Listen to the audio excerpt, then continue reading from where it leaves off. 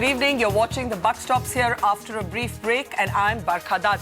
On the program this evening, he was almost a permanent fixture on your television screen, but Abhishek Singhvi is now no longer the spokesperson of the Congress party or indeed the chairman of the parliamentary panel on law and justice. This after a controversial CD that Abhishek Singhvi claimed was both distorted and, if true, related to his personal life, compelled him to leave both of these posts.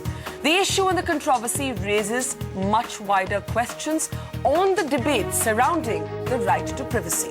On this special episode of The Buck Stops Here, we're looking at that line between what constitutes public interest and what constitutes a right to privacy. Is privacy, in fact, even possible, even if we stand up for it in the age of the social media? Hasn't the social network just become about shoot and upload? And can anybody do anything about this when there are 38 million Indians on Facebook and 13 million on Twitter? Can politicians claim privacy in the net age? When does indeed the personal become the political? That's our big debate on the program this evening. Let's start by introducing some of our panel. We're going to be joined by a special panel this evening. We're joined from Pune tonight by Justice Kaju. He's the chairman of the Press Council of India, and he's, of course, wants the social media space to be regulated, constituting, of course, an argument there that many believe is entirely untenable. We're also joined by Soli Sorabji. He's the former Attorney General of India. He'll be on the program with us. Joining us from Mumbai, Nirmala Sitharaman, senior leader of the BJP. Joining us tonight, Jay Panda, Lok Sabha Member of Parliament with the Biju Janata Dal. Also joining us tonight, Shobna Bhartia, the Vice Chairperson and the Editorial Director with HD Media Limited. With us in the studio, Senior Commentator Ashok Malik and Samit Basu. He's an author, a blogger and a presence on Twitter as well. And joining us from Mumbai today, actor and commentator Kabir Bedi. All right, let me start, if I may, with Justice Kaju. Justice Kaju, you have created quite a storm with your contentious argument that when the social media chose to comment on the Abhishek Manu Singhvi CD despite a court injunction, they were violative of a law, and that gave you to believe that this is a space that should be regulated. But globally, unless you want India to become China, this has never succeeded. And Justice Kaju, don't you think that the argument that arises from the Abhishek Manu Singhvi CD controversy is not about regulating the social media, but it's about whether the CD represented something that was in the public interest to debate or entirely his personal matter? So why did you choose to raise this tangential argument about regulating social media? See, first of all, I want to clarify that I'm not so much concerned about this particular incident. I want to talk generally. You see, in jurisprudence, we have a phenomenon which is known as the lagging behind of the law, which means that social and technological development goes ahead, but the law is left behind. This happens very often. Then after some time, it is realized that this situation is creating anarchy and chaos, and then the law has to be updated and brought abreast with the new situation, so as to regulate that new situation. Now what has happened is that the IT technology has proceeded so fast that the law has been left behind, and the position is about the social media is that there is no regulation, no kind of monitoring at all. They are left totally free to do whatever they like. They can spread venom, they can spread hatred, they can defame, they can create a communal riot. And it is said that nothing can be done about it because there is no way to check this. Okay. See, what I have... May I just complete that? See, today you may or may not have that technology to check it. I don't want China. I don't want blocking out of Facebook or Google or something. I want filtering out offensive material. There's a difference between blocking and filtering out. So you want, and maybe if the technology... You're saying, Justice even Kaju, if the technology is not... You're saying that you do not want technology to block it or censor it, but you want it to be answerable to the law of the land. Is that what you're saying? In a sense, what I want is that people's life should not be adversely affected by, you know, you can defame somebody. Supposing you put up on one of these social networks that an unmarried girl is loose charactered, she's having affair with several boys, then she may have difficulty in getting married.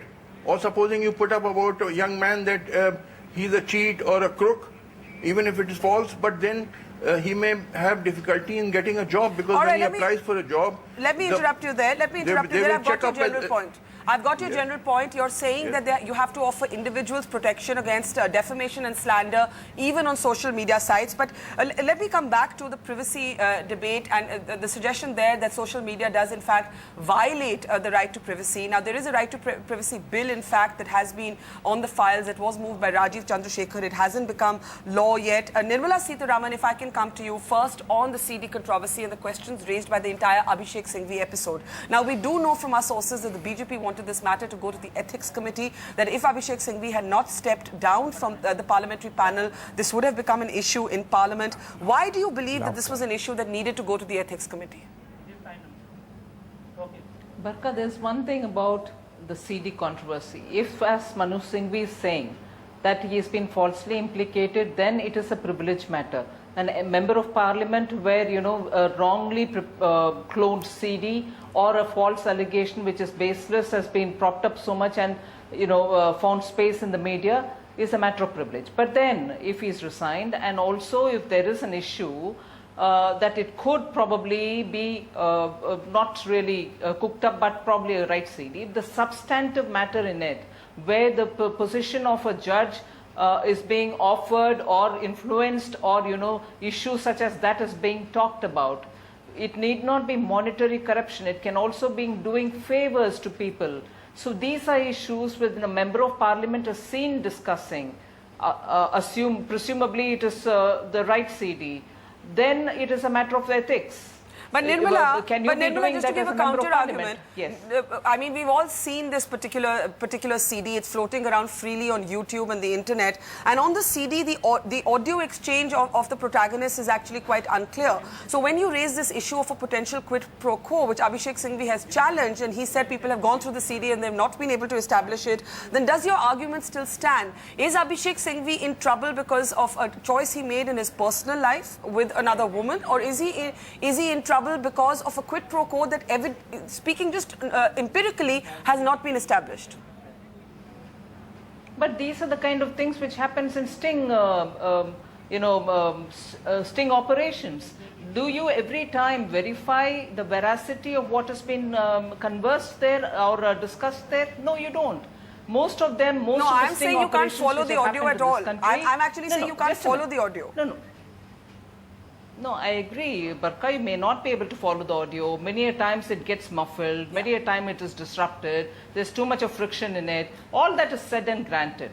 I'm only raising this issue that till today there is no way in which any kind of such, you know, self-regulations or even restricting oneself, saying we are treading on the toes of people's privacy, has been done. It is good in case Abhishek Manu Singhvi's episode is going to result in a more responsive approach to such operations. Then we'll be able to honor people's privacy. But what is important here is, however muffled it is, if there is an issue which has to be established only through a proper inquiry, let me say, if there is an issue of give and take or some kind of a, offer for a public cause or for a public promotion is being done, let it be investigated. What is wrong? After all, it is going only to an ethics committee. I think, therefore, what is the implied message is, we really cannot curb social media, and I think that is the true freedom of speech that we are talking about. The risk is very high. People in public life will have to be careful, and therefore that is more important rather than muffling the social media. Do you have the NDTV Profit app? All the markets, all the news and your own homemade, ready-made portfolio available there for you. We will right now answer what you should sell, what you should buy when markets are down. Download at ndtvprofit.com/apps. Get the best app from the channel you trust.